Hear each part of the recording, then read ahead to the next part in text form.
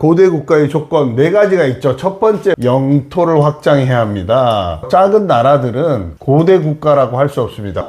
특히 어디를 차지해야 되죠? 한강을 차지해야 요 고대 국가다. 첫 번째로는 왕권 강화입니다. 어떻게 하면 왕권을 강화했다라고 봐줄 수 있을까요? 두 가지가 있을 거예요. 첫 번째는 왕의 힘이 세지는 거죠. 왕의 힘이 세지지만 왕과 사이가 안 좋은 애들이 있었죠. 바로 부족장들입니다. 사실은 왕도 그 전에는 한 부족의 부족장이었겠죠. 힘이 세지면서 다른 부족장들의 힘을 억누르고 자기가 왕이 됐겠죠. 즉 왕의 힘이 세져야 되고 부족장의 힘은 약해져야 왕권이 강해졌다, 이렇게 표현할 수 있을 것 같습니다. 그러면 왕권이 강해졌다라는 것을 어떻게 알 수 있을까요? 왕권을 세습할 수 있으면 왕권이 세졌구나 라는 것을 알 수 있겠죠. 처음에는 형제한테 줬을 겁니다. 형제 상속이 있다가 이제 아들한테 주겠죠. 그래서 부자 상속, 부자 세습이 이루어지면 왕권이 강해졌구나 라는 것을 알 수 있습니다.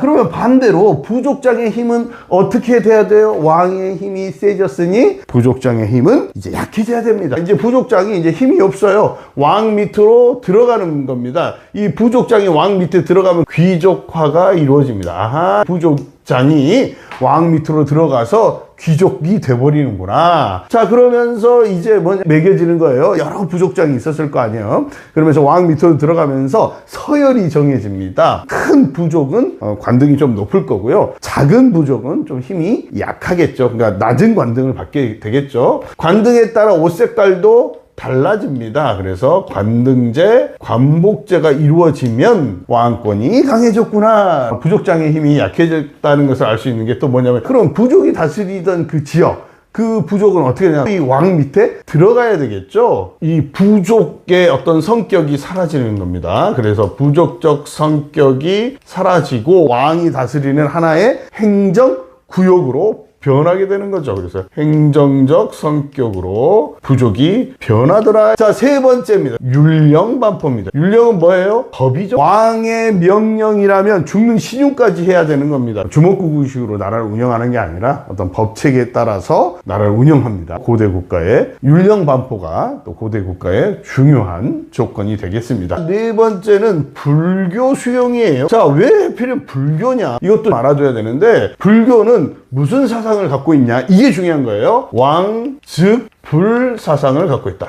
왕은 이꼬르 뭐다? 부처다. 왕은 곧 이꼬르 신이다. 불교에서는 윤회를 한다고 하죠. 그러면 왕으로 태어났다는 건 전생 대단한 인물이었다, 내지는 신이었다. 왕즉불 사상은 왕권을 강화해주는 하나의 중요한 사상체계였다라고 하는 겁니다. 청동기 시대에는 부족장이 어디서 왔다고 그랬어요? 하늘에서 왔대요. 아래에서 태어났대요. 자기도 하늘의 자손이다, 막 이렇게 이야기한단 말이야. 왕도 뭐 특별할 게 없었어요. 근데 왕이 나는 위에서 내려온 사람이 아니라 내가 바로 신이다 라고 하는 거예요. 나는 신의 아들이 아니라 내가 곧 신이다, 이렇게 이야기를 하니까 한 단계 위죠. 이런 네 가지가 이루어지면 바로 고대 국가가 완성되었다, 이렇게 이야기합니다. 고대 국가가 완성되면 전성기가 이루어진다, 이렇게 보시면 되겠습니다. 고대 국가는 틀을 마련해야 되겠죠. 초석을 쌓아야 될 겁니다. 기틀을 다진 왕, 그 다음에 고대 국가 이 네 가지를 완성한 왕, 그 다음에 전성기를 이룬 왕. 인생이 그렇잖아요. 전성기를 이루면 그 다음에 뭐가 와요? 위기가 옵니다. 이게 거의 공식처럼 되는 것 같아요. 인생이나 국가나 할 것 없이 위기가 찾아옵니다. 그래서 고구려 백제 신라 이야기를 할 때 이렇게 이해하시면 좋습니다. 다음 시간에는 고대 국가의 네 가지 조건을 하나하나씩 완성해 나가는 그 모습을 저와 함께 공부하도록 하겠습니다. 한국사의 적임자 쌤이었습니다.